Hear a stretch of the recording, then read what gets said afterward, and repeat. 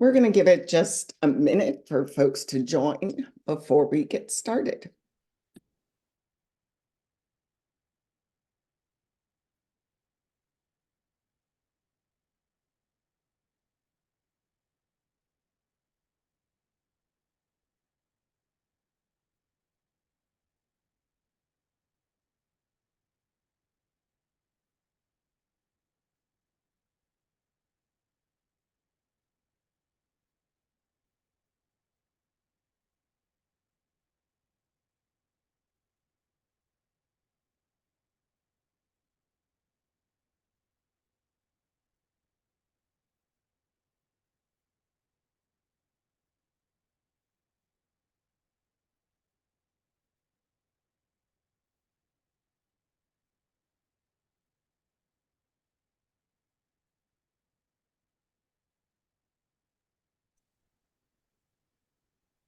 All right, I'm going to kick us off in a minute. It looks like there's a question. Hold on one second. Let me turn chat.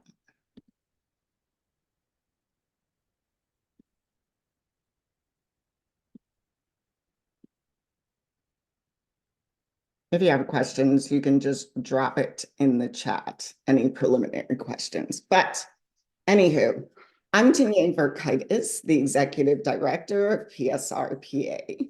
We are thrilled to kick off our second annual Shifting Paradigms Conference. We've put together a great collection of community leaders, researchers, and organizations that we believe you'll find educating and engaging. This multi-day virtual conference focuses on organizational and individual roles in preserving the health of fenceline and frontline communities while fighting climate change and the industries that harm them. We've brought together these experts to share actionable strategies for activism and empowerment, research on health impacts in proximity to toxic infrastructure, and reports on the fossil fuel industry. The goal was to cultivate solutions-based strategies to preserve and improve the health of our communities. We will host lunch and learns at noon each day throughout the week with an additional session at 6 p.m. on Wednesday. You can learn more about this on our website at www.psrpa.org. A few housekeeping notes. Feel free to use the chat to share any resources or insights you might have, but I do request that you use the Q&A function at the bottom of the screen for your questions. I'll try to monitor the chat, but I can't always guarantee that I'll see questions in there. So if you want to make sure they're answered, just put them in the Q&A function. If after this presentation you have more questions, feel free to send them to info@psrpa.org, and we'll get back to you as soon as possible. And with that, I'm going to pass it over to Chris Digiulio. Hi, my name is Chris Digiulio. I'm the environmental chemist for Physicians for Social Responsibility of Pennsylvania, and I have the honor to introduce our two guest speakers, Sharon Wilson and Miguel Escoto. And I'm going to start with Sharon, her bio. And Sharon is a fifth-generation Texan who worked for the oil and gas industry in Fort Worth, but was unaware of any environmental issues. And after 12 years, she left the industry and bought 42 acres in Wise County adjacent to the LBJ, National Grasslands. Unknown to her at the time was that George Mitchell was experimenting in Wise County to figure out how to produce oil and gas from shale. She had a ringside seat at the sneak preview called Fracking Impacts. And as she watched her own air turn brown and eventually her water turn black, she documented it all on her blog, texassharon.com, which is how I know Sharon.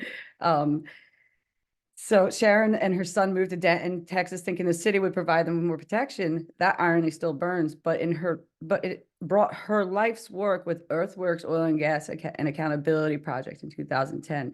Sharon has briefed NATO, Parliamentary Assembly, EPA regulators, and even former Administrator Gina McCarthy on the impacts of oil and gas.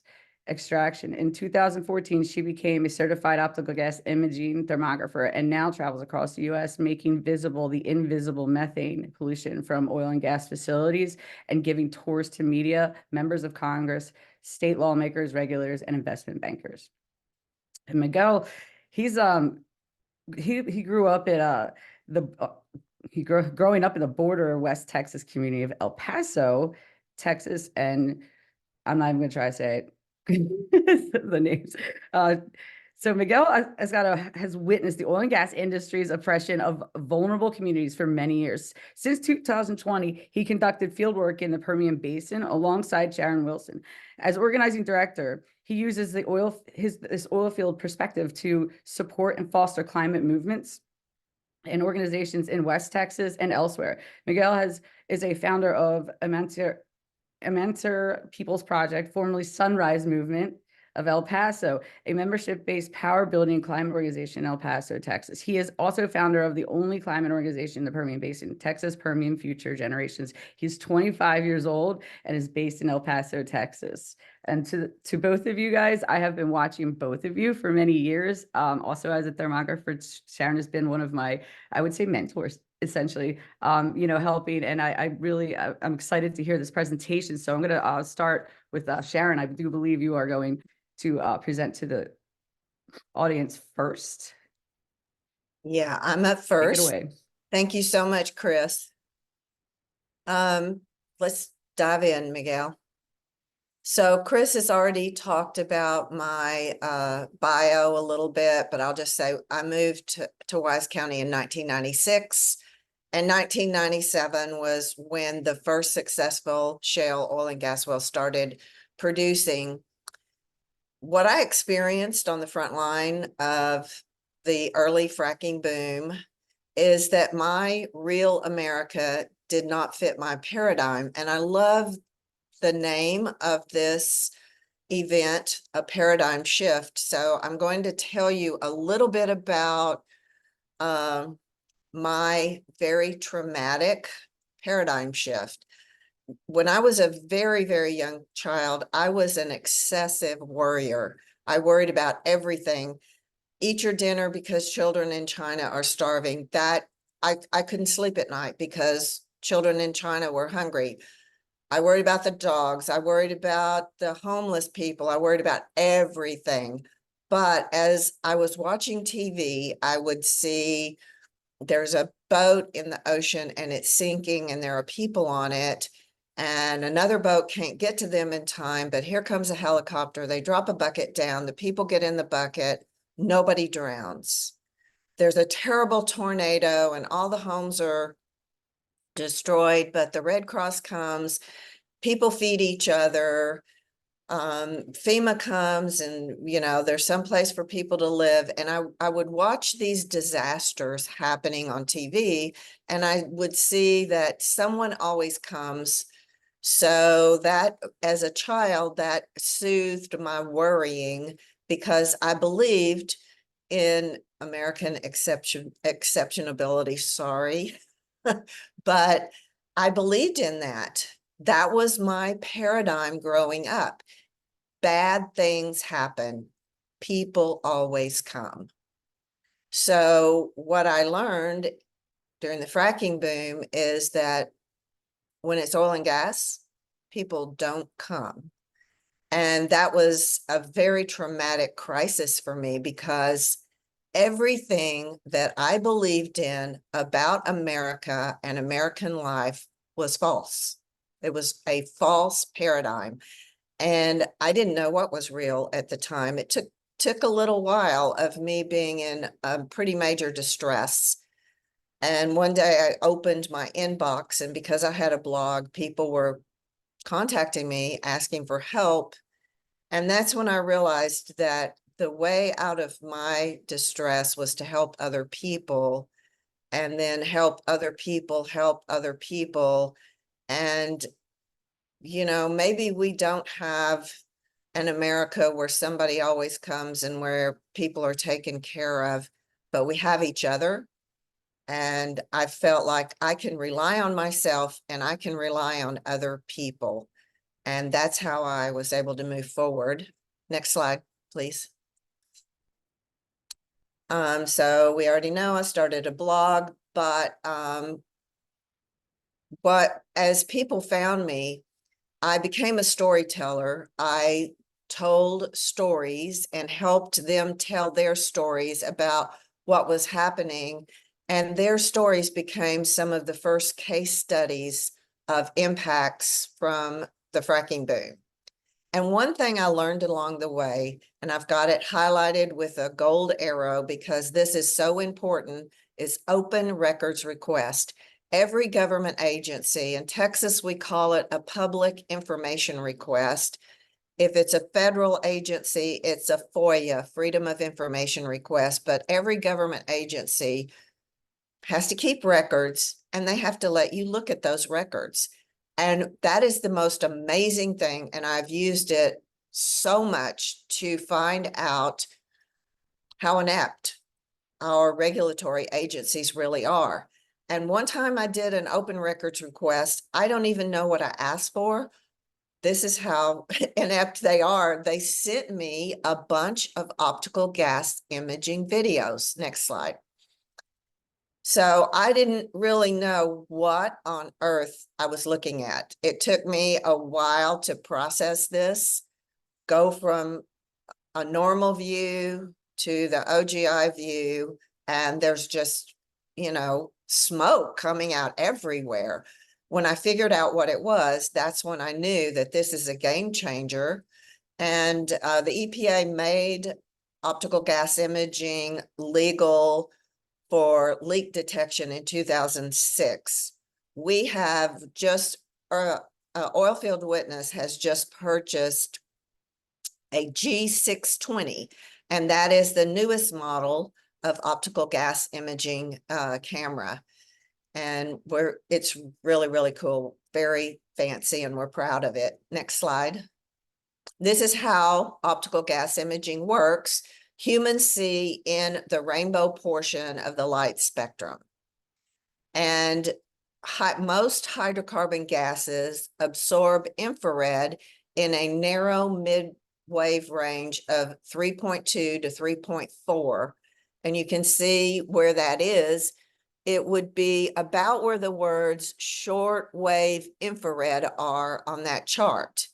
And as the gases absorb the infrared, they become opaque, and that's how the camera visualizes them for us. Okay, next slide. And this is what it looks like. There's the naked eye view, and then through my camera lens. Next slide. So one of the first things that I want to try to convince you of is do not use the industry's words. They like to call everything a leak. So then the media follows that, and all of the activists follow that, and we have a problem with methane leaks. No, we don't. If you look at this chart over here, or this graphic, click, Miguel, you will see that that is the greenhouse gas reported emissions by source. This is the industry admitting that they don't have a leak problem, that leaks are not the big problem. So click again, Miguel. You can see down here, fugitive emissions is the first term that the industry wanted us to use for their leak problem, because you don't turn a fugitive loose intentionally. And if a fugitive gets loose, you capture them and lock them back up. So you don't let your faucet leak intentionally. You get a wrench and you fix it. And as you can see in this image, a leak is, it's pretty small. That's one of my favorite leaks because of the duct tape, but it's not a huge emission event like what we normally see. So don't say leaks unless you know for sure it's a leak. Say methane releases, because as the graphic shows, all but 7% of the methane that is in our atmosphere is intentionally emitted from oil and gas processes. Just let that sink in. It's intentional. Next slide, please.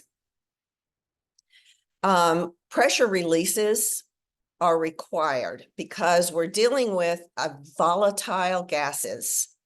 And as the gases volatilize, the molecules bounce around and they become very kinetic and they bounce around and create pressure.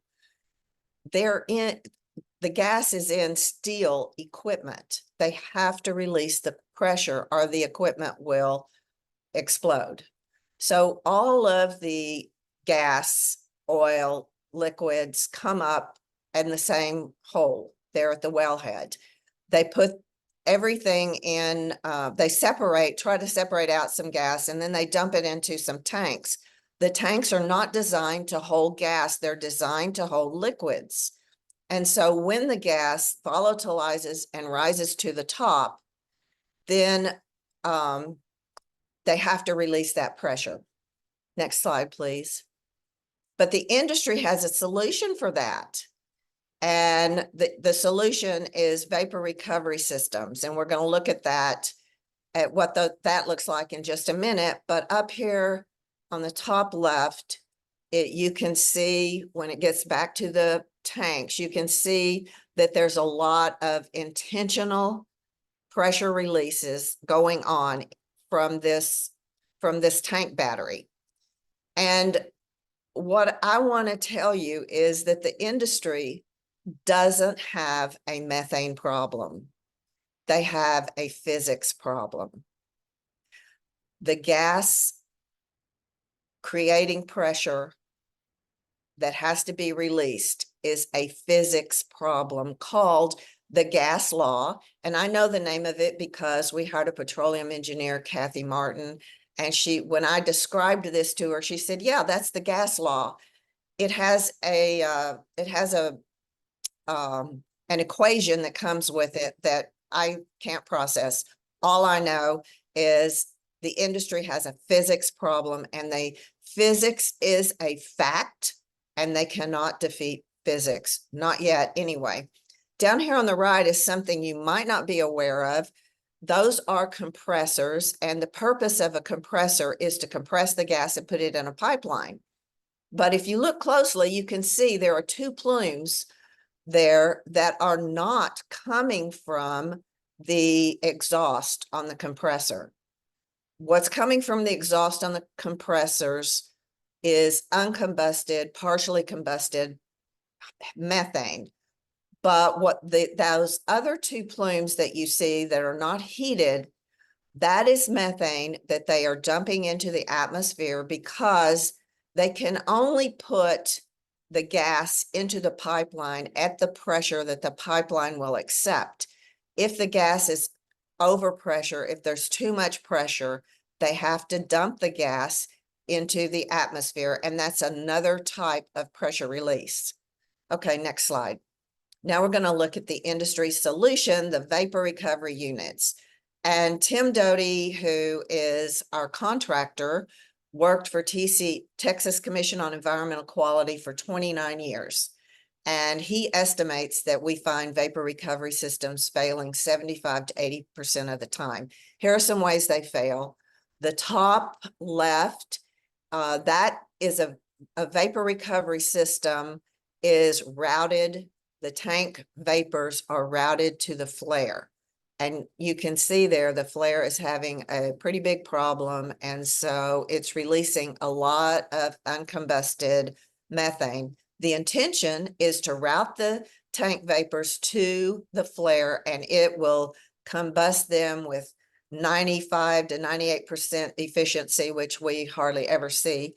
But as you can see, that flare is failing big time. And we find these conditions all the time in the oil field. The one underneath, the image underneath that tank battery also has a vapor recovery system that routes the vapors to the flare. But on top of the tanks is a hatch. It's about a 12-inch hatch, and it's hinged, and you can open the hatch and workers open the hatch and do these processes, and then sometimes leave the hatches open, often leave the hatches open. So in this case, joke's on us. They put a vapor recovery system on, they check that box, and then leave the tank hatches open, and the vapors are still going out into the atmosphere. And the really colorful one on the right is a marathon site, and that site is continually, frequently having vapor recovery system failures. This is a vapor recovery unit that is supposed to put the vapors into a pipeline, and it's just failing often. Next slide, please. Here's another way that they intentionally release methane, and that's blowdowns, and many pieces of equipment throughout the oil and gas infrastructure system have blowdowns. The one on the left, this was really a spectacular one. It is a pipeline blowdown. I stopped because it sounded like a jet engine, and I knew immediately what it was. We were there 45 minutes. It was ongoing when we arrived on the site, and it was still happening when we left at that same volume, 45 minutes. The one on the right is a processing plant that is having a blowdown, and this blowdown was intermittent. It would go off for maybe 2 or 3 minutes and then come back on, but we were there for an hour. I think we were there when it started, and after an hour of filming it, we left. We got bored and left, and it was still happening. So they intentionally use our atmosphere as a dump, and they use the affirmative offense with the regulatory agency if the blowdown happened because of no fault of their own, because of an emergency, a part broke, just something that they couldn't avoid. There's no penalty for it, and it's not counted in their emissions inventory. Next slide. This is something that I first witnessed in 2014, just a few months after I became a certified thermographer. And that is a man standing up on the catwalk, opening the tank hatches, and massive amounts of gas blast out right in his face. At least 20 oil field workers have died from manual gauging and sampling. It's also called thieving. OSHA and NIOSH have issued a hazard warning, and the American Petroleum Institute has an alternative practice.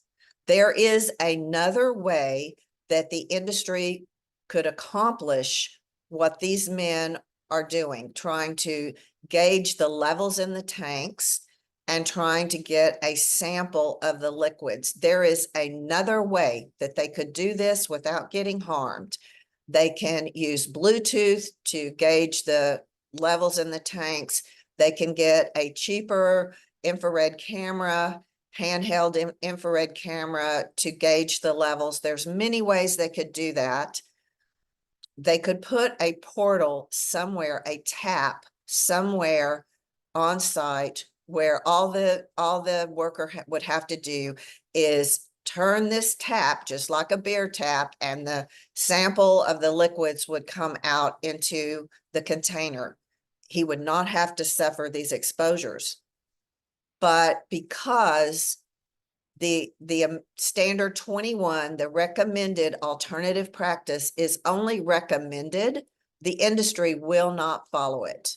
They will not follow it unless it's mandated, and then sometimes they don't follow it. The only place it is mandated is on BLM land.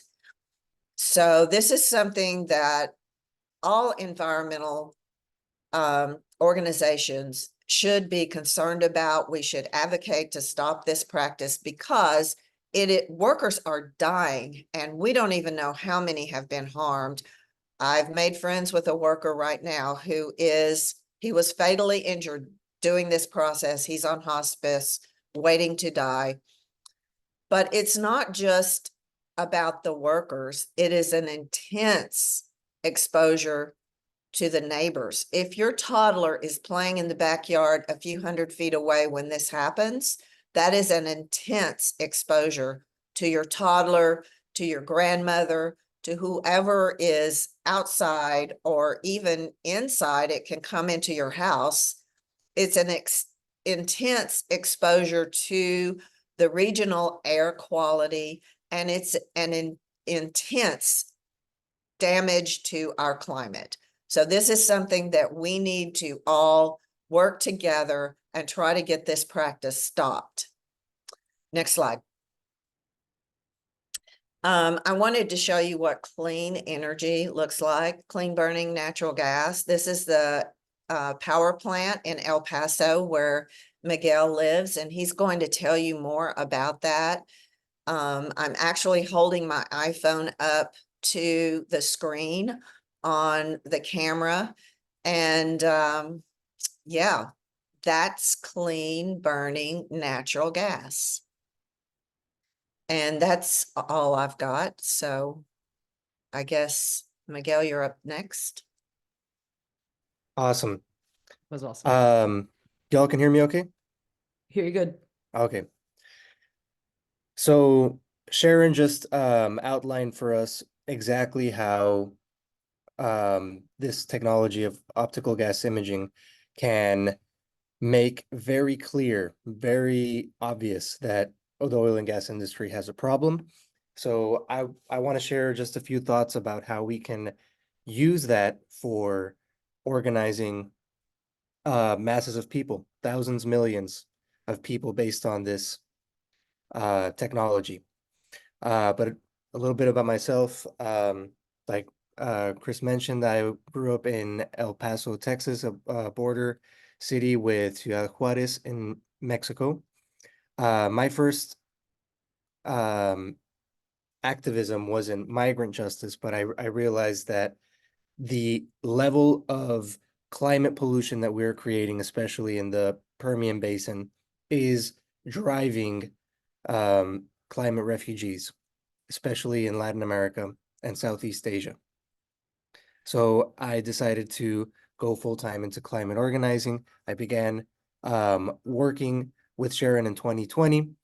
And when I saw the pollution from the camera directly, I can say that it changed my life forever, because I was able to see exactly how the oil and gas industry was lying to us.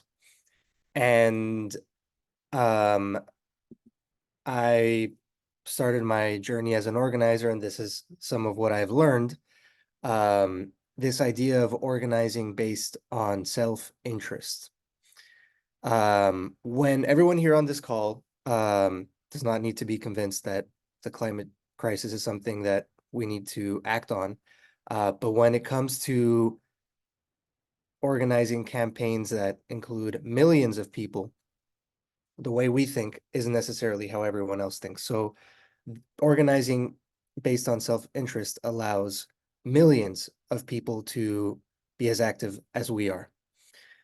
Because the fight for climate justice is always immediate, tangible, and personal, even though we have been conditioned to think that it is something abstract in the future in the polar ice caps. It's always immediate in your life. And everyone has a self-interest in this struggle. So some examples of winning for the climate justice and how it helps you personally is that I want to breathe clean air, that I want drinkable water, that I want a safe job that doesn't threaten my life the way manual gauging and oil field jobs threaten people's lives. That I want to shut down the polluting gas plants in my neighborhood. So instead of thinking of this work, instead of thinking of our organizations and our campaigns as fighting to save the world and save others, we can rethink it as I'm fighting because my interests are tied to those of my community. And so in that way, this is solidarity with each other, not charity. And this is something that I've learned from a lot of the legends of organizing, but it empowers us to not think of ourselves as higher or holier than thou when we're trying to run a campaign in our communities. We have this, our destinies are tied with each other, and we need each other that way. That's why it is solidarity. And so OGI helps identify some of this. A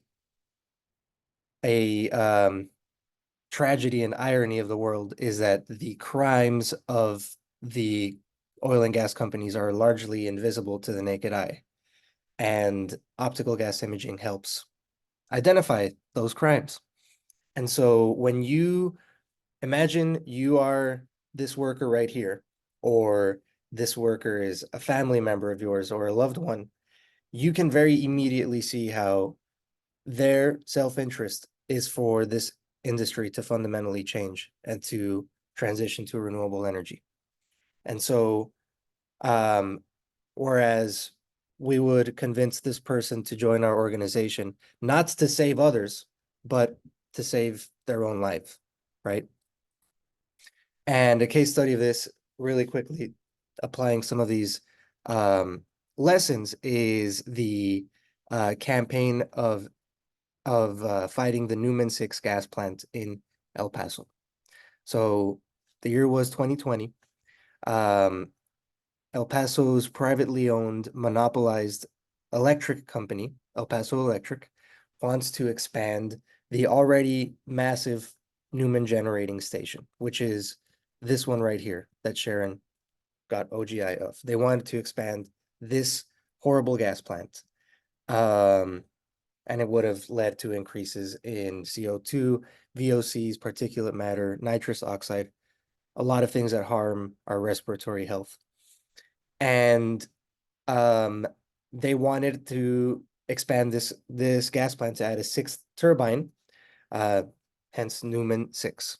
And this was in a neighborhood that is low-income, majority Spanish-speaking, immigration mixed status, meaning many of the community members were undocumented, and they wanted to expand. This was a problem for many reasons, but one of them being that El Paso, Texas, is the 10th sunniest city in the world and has extreme solar potential. And this fossil fuel company wanted to spend $160 million to produce energy in a way that harms us instead of clean energy. So it was a big problem. And I want to go through the steps of how we fought this and how OGI was a part of it. So the first step was to engage in dialogue with the Chaparral community about this fracked gas expansion. Here you see Ida and David Garcia. That's them in their front yard, and you can see that the gas plant is right behind them. And they already knew that this was a problem. They've lived next to the plant. They've gotten sick repeatedly. Their doctors had told them that their doctors had explained that part of their respiratory illnesses that they have could be explained by this gas plant. So they knew something was a problem. But when they looked through the OGI camera, when we brought this to them and when we showed them videos, it became even more apparent and more clear, and it sort of changed them to want to fight back a lot more. As well as their neighbor, Lori. Lori was originally not too interested in what we were talking about, but something changed when they saw through this camera. Something snapped and they wanted to get involved. And so that is the next thing that we did. We all felt empowered enough to fight back. And one of the struggles that we did, one of the tactics that we used was doing a legal fight at the state government, the Texas Commission on Environmental Quality, by organizing their neighborhoods and people that lived next to the plant to participate in this lawsuit and qualify for standing, as well as fundraise for lawyers who can represent them in this legal proceeding. And we also combined that with building a base of El Paso residents who opposed the gas plant as well. And as you can see here, this is an example of a lot of the messaging around this fight of across the city to reject this gas plant was out of self-interest, right? A lot of these people here were fighting for their own clean air, and in this way, the legal fight was combined with a popular movement. And so that's what we did. Unfortunately, the Texas state government is very pro fossil fuel, and it is very rare for the government to reject a polluting corporation to get their pollution permit. So they did get their permit, but we were able to win substantial concessions because of this fight and because we made a big deal about this expansion, and the community was obviously against this. And so part of that settlement funds were used to launch a ballot initiative that would create a new department within the city government that enacted a bold, ambitious climate action plan. And it was David and Ida who wanted to keep fighting. The lawsuit, the concessions were designed to shut the community up. It was designed to satisfy them and drop the whole struggle against a gas plant. But the opposite happened. They left this legal fight with even more determination to shut down the gas plant eventually, and it led to this whole other movement of a citywide climate action plan that would have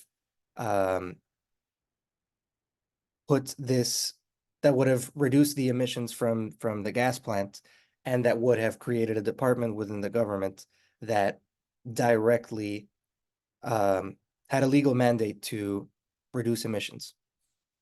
And to this day, this Chaparral group continues to fight to shut down the gas plant in different ways. And a lot of it came from this first radicalization of seeing with your own eyes what these oil companies are doing to your lungs. And it reminds me of this Cesar Chavez quote that says, "Once social change begins, it cannot be reversed. You cannot uneducate the person who has learned to read. You cannot humiliate the person who feels pride. You cannot oppress people who are not afraid anymore." And so in that way, that's part of what this OGI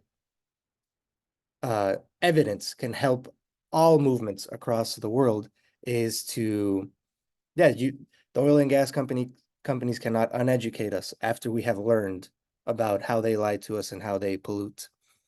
And yeah, that's end of our presentation. Here's our contact info, but we can go into a discussion. Yeah, that was fantastic, both of you. I want to say this right now. I always like you can't unsee what you've already seen. Same idea, right? And that I didn't know the quote came from Chavez. So thank you for sharing that. You're absolutely right. I want to just make a few points real quick. I do have a follow-up question, if that's okay. for you, Miguel. One of the things that how many years was that? I mean, obviously ongoing. How many years has this fight been going on with Well, it's been particular case study? this would be the fourth year. This would be the fourth year. And I'm sure that with you know, your involvement in activism, you've seen what we call activist burnout, right? So like, do you have any Right. tips, like, because there's mental and physical impacts to that? So, I mean, do you have any tips to avoid activist burnout in your opinion or your experience? Do you have anything to share with us? I do, as someone that has been in that abyss a few times. One thing that I've learned is to avoid the lone wolf syndrome is how I've heard it said, is when you feel like all of this work falls on your shoulders alone and that you have to fix everything like a lone wolf. That is very tempting for a lot of us, but something that we should avoid, because when you are working on projects as a group and with many people, and when you trust people to do work alongside you, that prevents a lot of burnout. So that's something that's helped me. And that is why yeah, like power building organizations are so important. Like Amanecer People's Project in El Paso, who is still doing this fight. If it were a struggle of 4 people, it would be impossible. If it were a struggle of 5 people, it would be impossible. It takes a whole village to keep a campaign going and living and breathing. So that would be my advice, is always avoid the lone wolf. That's awesome. I'm going to take that advice. I've been through it too. I also, it just seems like one of the things the industry tries to do is create like a faulty foundation within communities, which makes it very unstable. You don't build on top of that because things will fall down. I always kind of said, when you get, what you're doing is creating a strong foundation with the community coming from the ground up. And I feel like that makes it impenetrable, you know, so I really appreciate the work you do. Thank you for sharing all of your especially the organizing based on self-interest. That was very, very interesting to me to hear that. So we do have questions, I believe, that are in our Q&A. I have more questions for Sharon I wanted to like get into, but I think I want to try getting you guys to answer some of these questions that the, you know, attendees are so at the okay, so there's one at the bottom of the emissions graph you showed. It said CO2 emissions. Can you explain how we can understand emissions, methane, and CO2 as they relate to this graph? I'm assuming that would be Sharon's graphs. Am I right? Yes, maybe. So the down at the bottom Mhm. of that graph, the very bottom, it has the percentages. The total, it says CO2 equivalent emissions, 96.5 million metric tons. So CO2 equivalent, they take the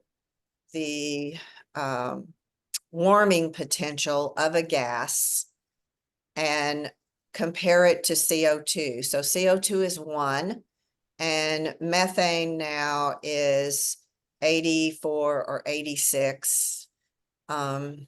So it's 86 times more potent than CO2 at warming. So they do a calculation and figure out what the equivalent of the greenhouse gases combined are. And there's 96.5 million metric tons total. But down at the bottom, it shows you that 42% are CH4, and that's methane, and 58% is carbon dioxide.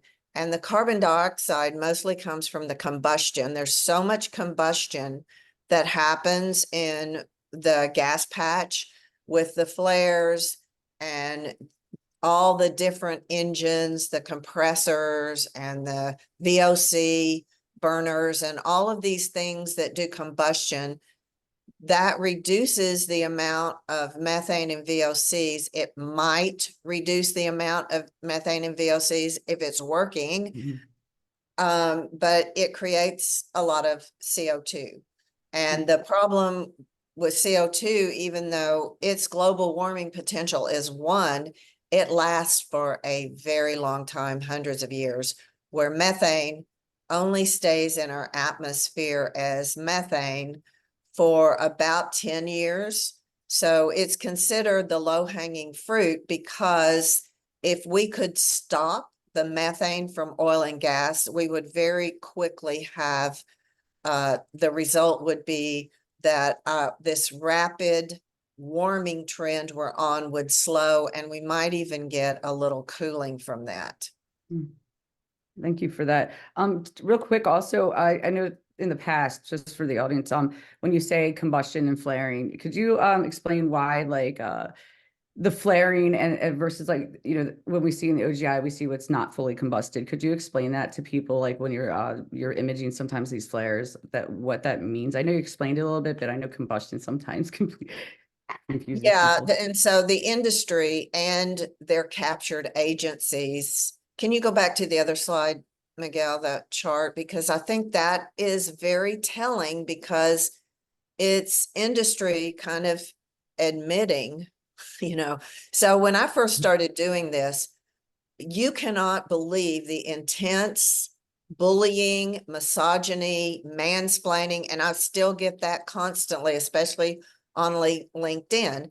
And every time I took a video of any combustion, whether it was the massive amounts of uncombusted methane and particulate matter coming from compressors and, you know, everywhere, whatever combustion it was, they would always say that's just heat. Even if I followed the plume for like a mile, they would say that's just heat. And it was I've so got the same thing. But I'm going to tell y'all, look at this yellow orange square. Other combustion, 38%. They are admitting that combustion in the oil field releases greenhouse gases. This is the industry telling the truth right here. Now, when they submitted this breakdown of where their emissions came from, they underestimated the actual emissions 5 to 6 times, but they told the truth about where it's coming from. So just remember that. Thank you for that reminder.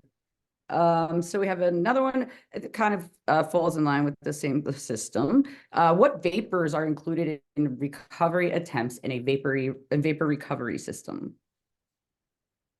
Well, it would, of course, be methane, but and it's important to note that methane is very harmful to our climate. It is it's an accelerant to climate change. It's an asphyxiant. So if you have a lot of methane, well, when these vapors are released into the worker's face, some of them just suffocate because it displaces oxygen, but it's not toxic. Methane is not toxic. The gases that come with methane, the hitchhikers that come up the hole with methane, are what's toxic. So what's going into the vapor recovery systems could be a mix of whatever hydrocarbon gases would be in the equipment that they're recovering the vapors from. And it's not just from tanks. They have vapor recovery systems on other pieces of equipment. Did that answer the question? Like BTEX, right? Yes, I Yeah. believe it did. So yes, methane basically is that's the intended recovery in this, but you're right, exactly right. What comes out of the ground. We know this here, Southwestern Pennsylvania obviously has wet Marcellus. What comes out of the ground is a whole slew of stuff. So, you know, we have to just remember it's not, that's why when you say what it is, this is a release versus a leak. I really want people to say, as the chemist, this is not natural gas. It is not, it's naturally, you know, kept on the ground, but it's actually methane or frack gas. I mean, say what it is very important. Let's see, we got another question here from Barbara. Is in Sharon's last slide, were those clouds all methane, and what else is in those clouds? That would be the power plant, and it can have a lot of particulate matter. It's going to be uncombusted methane. It could still have some hydrocarbon gases, even though along the way, in fact, it will have hydrocarbon gas, other hydrocarbons mixed in with it. Even though they do separation, it goes through processing, they never get it completely pure methane. It's going to have other gases with it, but it will also have some particulate matter. Now, it's really tricky to do OGI at power plants and at refineries, because there's a lot of steam or water vapor in power plants. This particular power plant, I was looking right at the combustion sources, and there may have been just a lot of methane releasing. Over to, I think it's further over to the left at this power plant is a bank of condensers where they cool down the equipment. And so what they release from these condensers is steam or water vapor. If you film that, then the industry will just go nuts. They will come after you like crazy and say, you don't know what you're doing, and nothing that you've ever filmed is correct. And it's the same with refineries. So it's a little bit tricky, but the rule of thumb that I use is if I can see it with my bare eyes, I don't need $130,000 camera to film it. Right. Good point. Very good point. What is being done with fracking wastewater in Texas that's also very dangerous pollution and often not so visible? That's a really big That's, question. that's Pandora's box. But they are dumping it a lot of places, and they inject it. It causes earthquakes, and they don't. So what they're doing is they're injecting it away from where they're developing oil and gas. And that is causing the formation to overpressure in these other areas. It's creating way too much pressure. And then that wastewater, that toxic wastewater, is coming up, sometimes just finding a pathway to the surface, or it's coming up in older wells that are not producing anymore, or maybe marginally producing. And then all of a sudden they have a blowout where they've got wastewater just gushing out of these wells. And in the Permian, for every barrel of oil, they produce about 6 barrels of wastewater. They're running out of places to put this stuff. And so now they're trying to convince Texans that we need to use it for agriculture. The problem is we now know that they've used PFAS, forever chemicals, in fracking. We don't really know what all chemicals they use. They still do not have to disclose that to us. So how can we ever know that the water has been cleaned up if we don't even know what to test for? So they want to use it for agriculture. They want to use it for all kinds of things. They're already doing that now. They've already started it before they've gotten approval. They've been spraying roads down with it for a long time, and that's just insane. It's crazy, but it's not just in Texas. They do that in Pennsylvania too. So yes, they do. yep, Yes, they do. they do that in Ohio, and they're West Virginia. they are running out of places to put this waste, and it's a huge problem for the industry. In West Texas, they have had as big as 5.7 earthquakes from this disposal. It's scary. Got Need to be anything to add, disrupting the Miguel? ground. Do you have anything to add to that? Yeah, just always remember the waste. Always remember the radioactive waste, because that's one of another really important factor that demonstrates that there is no alternative but a transition away from this. They don't have a solution to the waste the way that they don't have a solution to the air pollution. Yep. And that goes against a lot of things when you're dealing with, I mean, I work for the government. You had RCRA as a chemist. We were responsible for our waste from cradle to grave.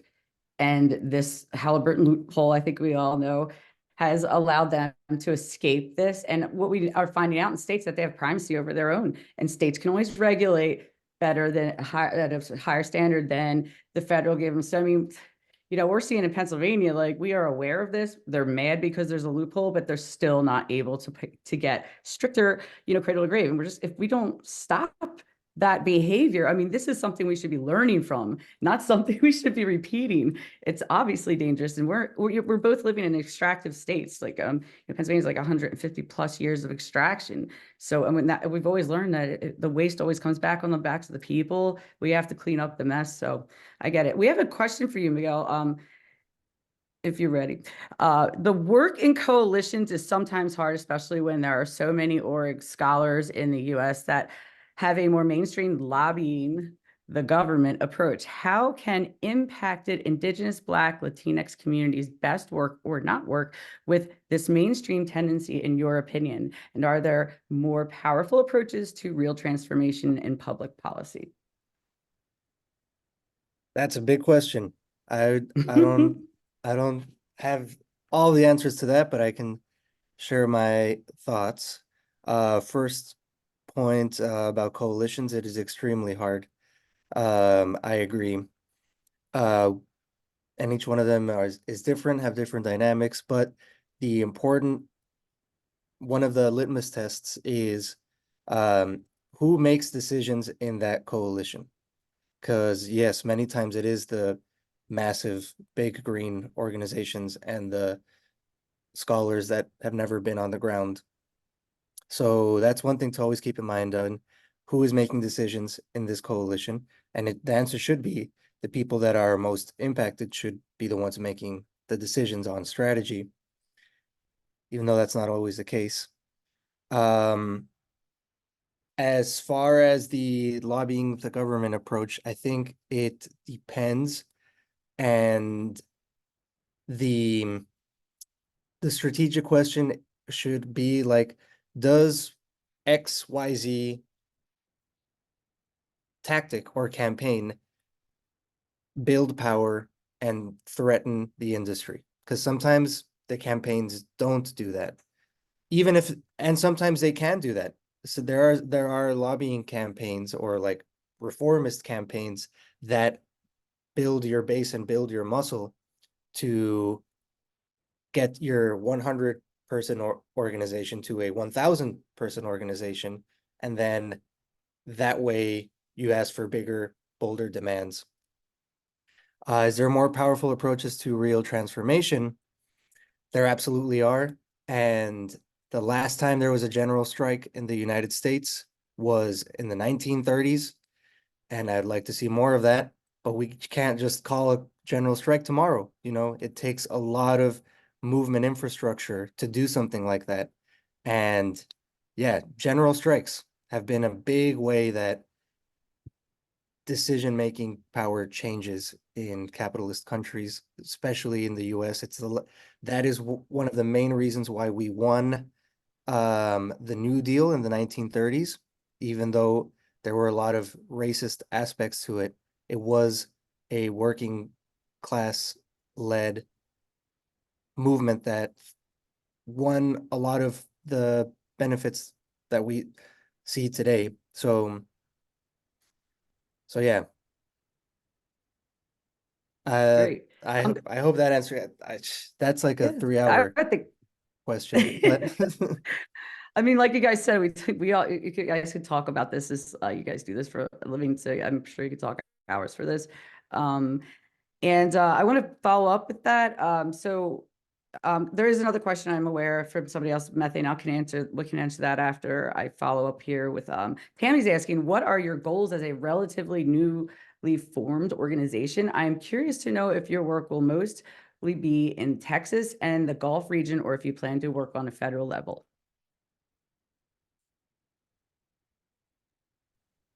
I assume this is for Oilfield Witness. Oilfield Witness listings. Yeah. Like it. I mean, unless Tammy, you can make a correction if you're.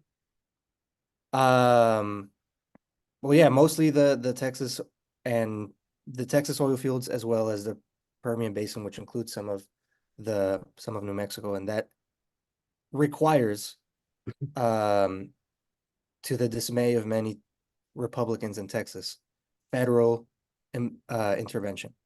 So yeah, we're focusing on oil fields here in the region, but that we have to figure out ways that the federal government can get involved, because the state apparatus that the fossil fuel industry has created is just so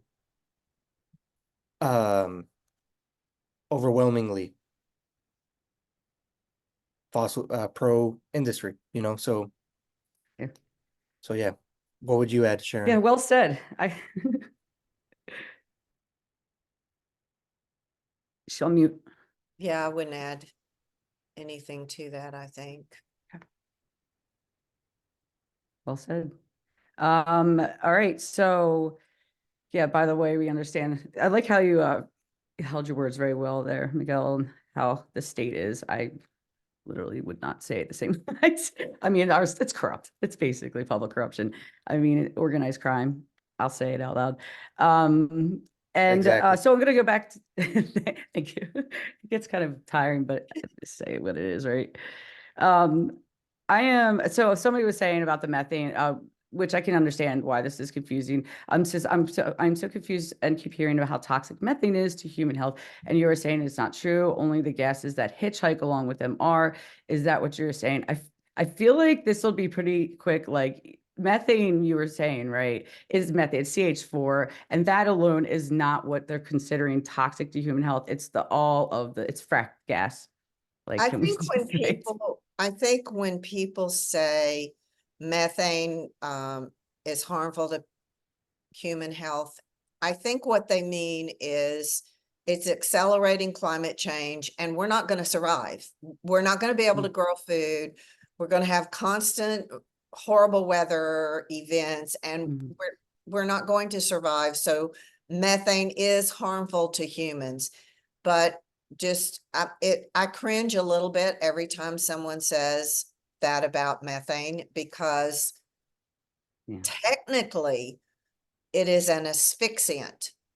You will suffocate if you get in a situation where methane displaces oxygen. You will suffocate. It is highly explosive.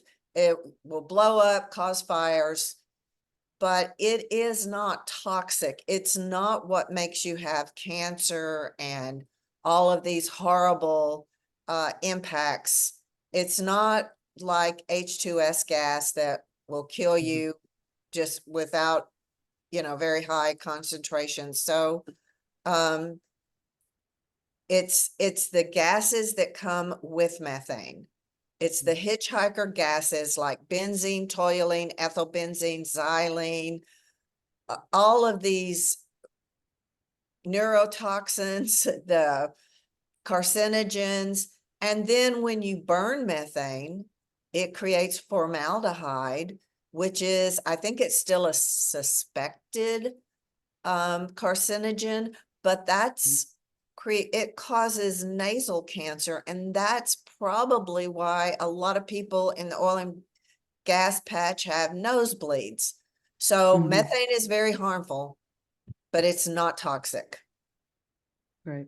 I mean, and anything we breathe oxygen. So anything displacing your oxygen is also causing other factors like I think you hit it on the head, but like I cringe as well when that's said. It's misunderstanding. And I'm looking at so I think we've hit all these questions. But I have a few more if that's okay. Because we are seeing these methane rules in the EPA, Sharon. And I wanted to know, like, I'm going to ask you this question because I love when you say this. So what do you think would be the most necessary rule in order to actually control methane? There is only one best available control technology that works, and that's to keep it in the ground. And, like I said, the industry does not have a methane problem. They have a physics problem. Maybe someday they could overcome this physics problem, but you know, they could invent something, but let me tell you what that looks like. They would have to invent it and then manufacture it at scale. They would have to have a rulemaking. It has taken how many years for us to finally get some methane rules? How many? Obama took 4 years, at least 4 years. No, it was more than 4 years on the methane rules. Then Trump overturned them, and now we're back to where we were, where we finally have some methane rules. But you know what? Those have to go to the states. The states have to do an implementation plan. And so that's going to take another couple of years, and then there will be lawsuits. So, you know, the EPA methane rules are not going to help us in the time frame that we have. Do we need these incremental rules? Yeah, we're going to need them because there's a lot of oil and gas out there. But what we most need is to stop. We need all of this expansion to stop dead in its tracks. Agreed.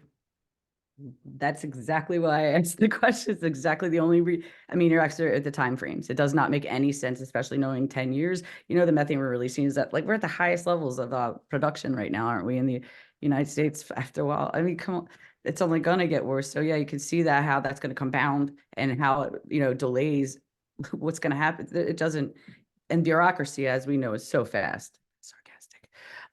So what the other thing I have, you know, obviously you guys know what I do too out here. I'm like being a watchdog. I wanted to know, ask you guys a question. What do you find most valuable about watchdogs in a community?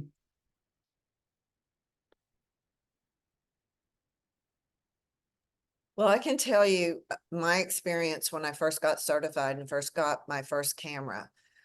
They were plopping down oil and gas next to people's homes, right next to schools, and they still are. They still do that. And especially in Arlington, Total Energy is just fracking everywhere, right next to preschools and everything.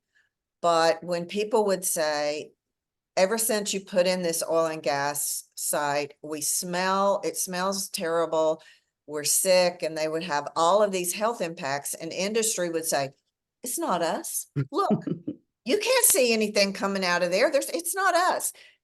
No lie. I'm not kidding y'all. They said it was the Windex. You're using Windex as a cleaner. They would look under people's sink to see what they used. You can't burn candles in your home or it's going to make you sick, you know, whatever. But when I got that camera in my hands, I could go to those people's houses. I could take a video. When I would show it to people, I mean, I've had people just start weeping because they thought they were going crazy. They were being gaslighted. They thought they were going crazy, and then they were validated. And I've had some people get so mad that it was scary.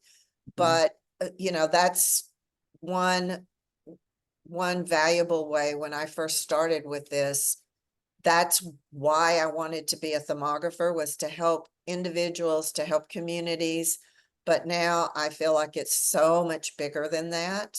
And we have to get everybody aware of what's happening so that they can all see what a threat this is to their lives, to their well-being, to our food supply, to everything.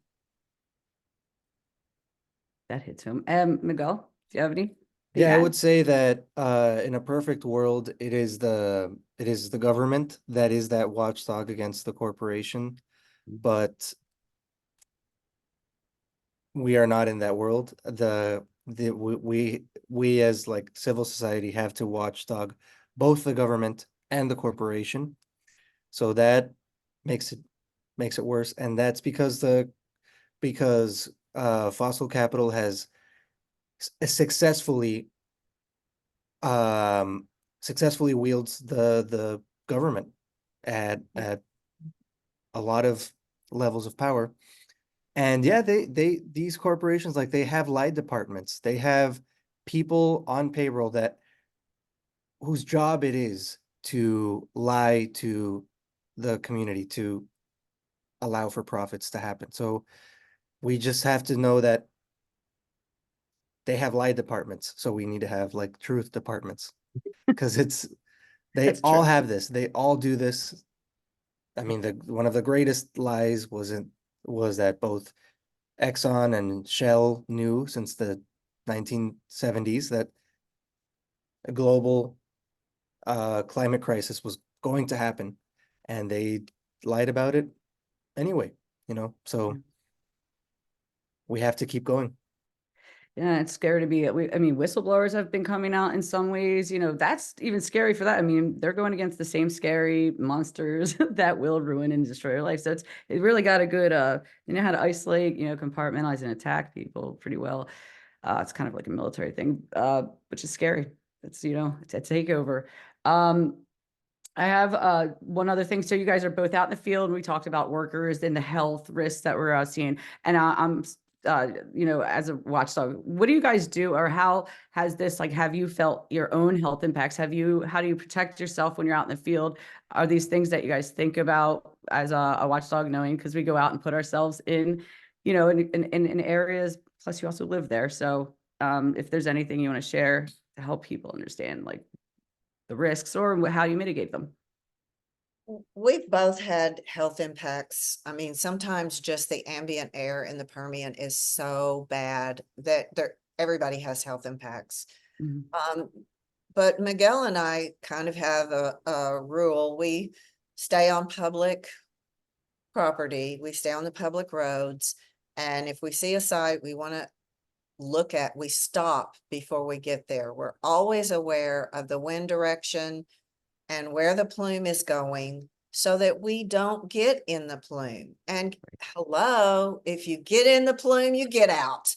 So the time when I think we had the worst impacts was when we were with someone who hadn't been to the field with us, pulled up, stopped, rolled down the window, and we were like, get out of the plume, get out of the plume. And this person was so upset they couldn't figure out how to get the car back in gear and get us out as quickly as we would have liked. But most of the time, I think we try really hard not to get those really intense exposures. What do you say, Miguel? Yeah, that as you can see in this bottom left, the tank hatch that's emitting, you see like this huge plume, right? And it's Mhm. going to the left from where we're seeing.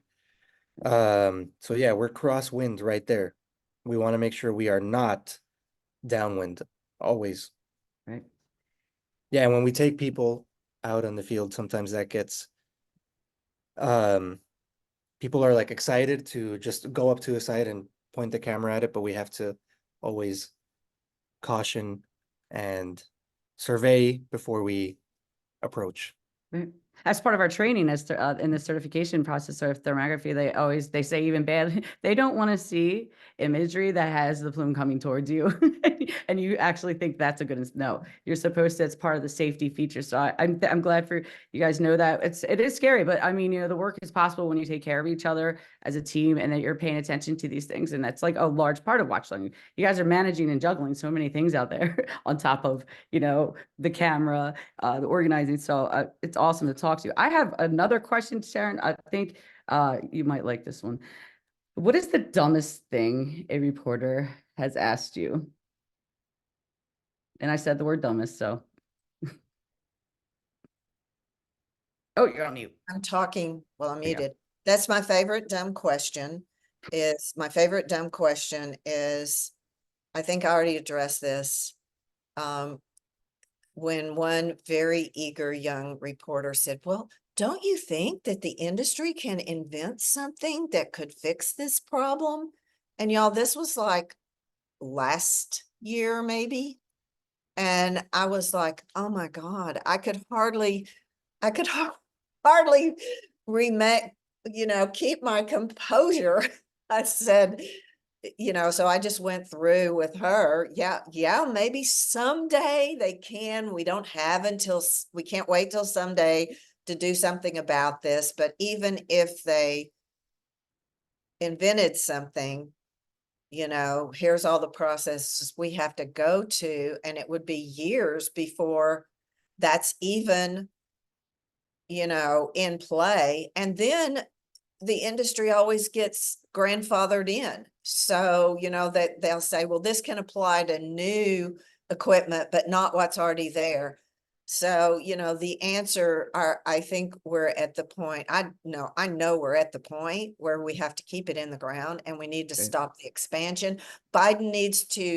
We need to demand that he issue a climate emergency, reinstate the crude oil export ban exporting LNG, and stop CP2. CP2 is coming up. It's going to be, we're told it's the biggest climate bomb yet, even worse than Willow. So Miguel and I are going to DC to sit in at the Department of Energy, and I'm going to get arrested. So, yeah, Is that weird? I just clapped try for to that. do that. No, you know what? Solidarity. You have to do it. I mean, I've gotten to the point too, right? Like you do your due diligence, and at some point you have to, what else do we have to do? So thank you for going there. And you're absolutely right about stopping the projects. There's a lot of them coming out. And I feel like we're always being kept on our toes, and they're being done in such a shady way, especially now that we have false solutions like CO2 and hydrogen here. We have a hub. So, you know, a lot of this is like, we're so spread thin trying to stop this one thing. But I mean, as you know, what we do, the methane is just so first and foremost on my mind. Just the camera, like it's a rare piece of equipment that we can use to show exactly what you said, validating people's experiences. So like we all have our parts, and sometimes I just want to be, I want to go do everything else. But I do believe that there are wonderful people like the organizers in DC that are, you know, kicking it and making sure that, you know, people like us can get there in the least on top of all the work. So you're running everywhere, Sharon. It's crazy. Are you going Not to? everybody can get arrested, and I don't mean Right. to Right. imply that, but hey, you can meet me when I get out of jail and haul ass to the nearest restroom, because they don't let you, they don't let you go. So there's so many things that you can do. I wanted to just say one more thing, like Kathy put in the comments, that the industry invented vapor recovery systems. So, and I was a true believer. I even helped write a white paper on how we could solve the problem, and it was vapor recovery was on the top of my list. I thought that would solve everything, but it's almost everything that they invent. Well, flares have auto relight now, so the unlit flares are not going, there's not going to be any more unlit flares. Hello, I find flares unlit all the time because the auto relight doesn't work. The sensors that they put on the flares to let them know if they're unlit don't work, because the industry buys this equipment, they install it, and then they check that box, and that's the end of it. They do not maintain it. I mean, in one case, BP Energy had a flare that had been out from unlit for months, and I reported it to the state agency TCEQ, and they actually went to check it, and BP admitted that the camera was not sending them back. The camera they had on site to check on the flare was not sending them back an image for months. The sensor was not working. They never thought, oh, maybe we need to go check on that flare. They just, you know, they just don't maintain it. All of their effort is put in getting it out of the ground. Right. Science and engineering is not the only determining factor as to whether they can control the emissions. The number one factor is profit. That's what they sometimes want us to forget, is their reason to exist is to make money, not to fuel America, you know? And so that's always going to determine what they do. And there's no way for them to do this in a way that will continue their profits. They can't do it. It's not profitable for them. So yeah, we also can't fall for that line of thinking that they're doing this very noble and generous and patriotic duty of giving us fuel, because you're not doing us any favor, buddy. You're here to make money. That's what it is at the end of the day. Do you ever feel like it's a little scary that sometimes our own government is looking to the industry that's killing us as the solution? I mean, they're like, oh, well, they have all the tech and they have all the things and they've got, I was like, well, there's a lot of other options too. And there's a lot of smaller businesses that we need to be investing in. It's just that it is a perpetuation. It's like a Ponzi scheme in my mind, like basically to keep, Right. to always have to keep producing that money. But that's what's changing with the organizing, and what we're doing is to show that, our health and safety, our lives, this planet is something that we are of, and we need it to survive if we are too. So Absolutely. is there any questions here? Let's see. If any, I mean, I'm gonna basically, we have what, 10 more minutes. If anybody wants to say anything, any more questions, get them out now. Or if you guys just want to discuss some things, because I could talk to you guys forever. Somebody has an arrest goal question. I don't know what that means. Okay, here it is. It's heard someone recently that they use arresting as just a start of another platform, that of speaking during a jury trial. So I don't know about that. I know that the person I know best who used getting arrested brilliantly was Sandra Steingraber. She wrote essays in jail. She wrote essays and she just did so much work around her getting arrested. It was just brilliant. There's this arrest will just be probably, there won't be a jury or anything like that. There will just be a misdemeanor for sitting in at the DOE and refusing to leave. So it's a lightweight arrest, but I know that Sandra Steingraber getting arrested for the Finger Lakes, to keep fracking out of the Finger Lakes, was a master class in how to use getting arrested. Agreed. Actually, Sharon, I finally did my little arrest thing here. And I actually was working with Tammy's on here, but mine was a small group, but that's all I had to do.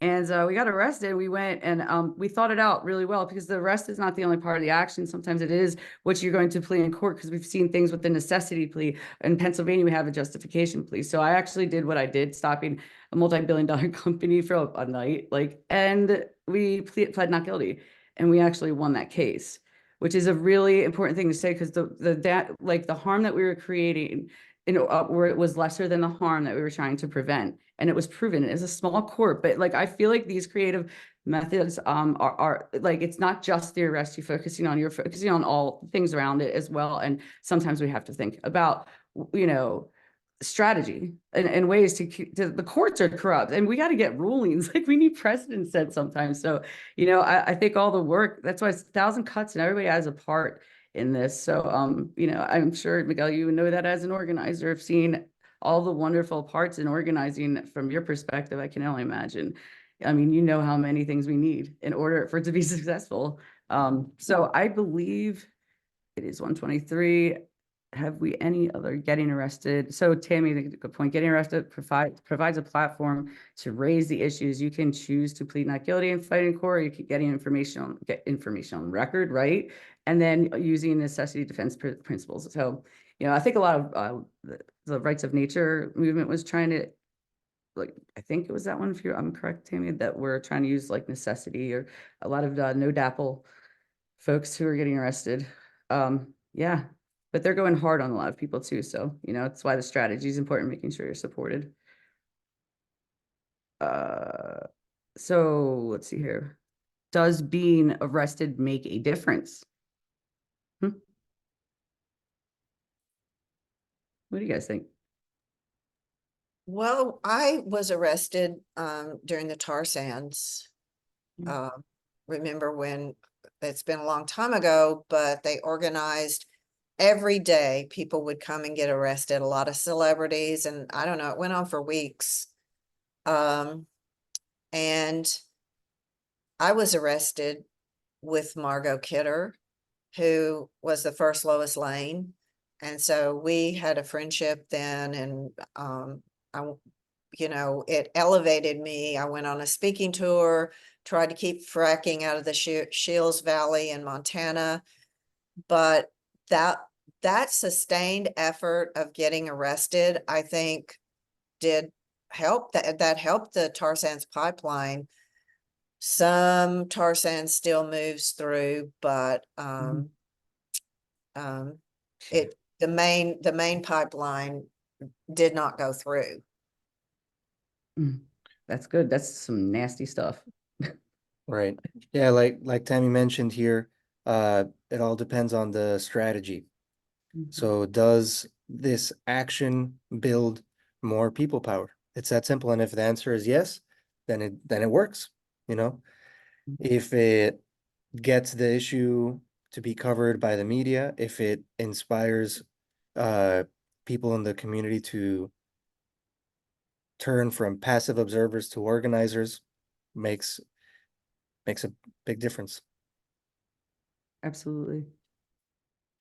Strategy is good. All right, so we are about done today. And any other closing statements you guys want to make to close out? Anything you want to share real quick?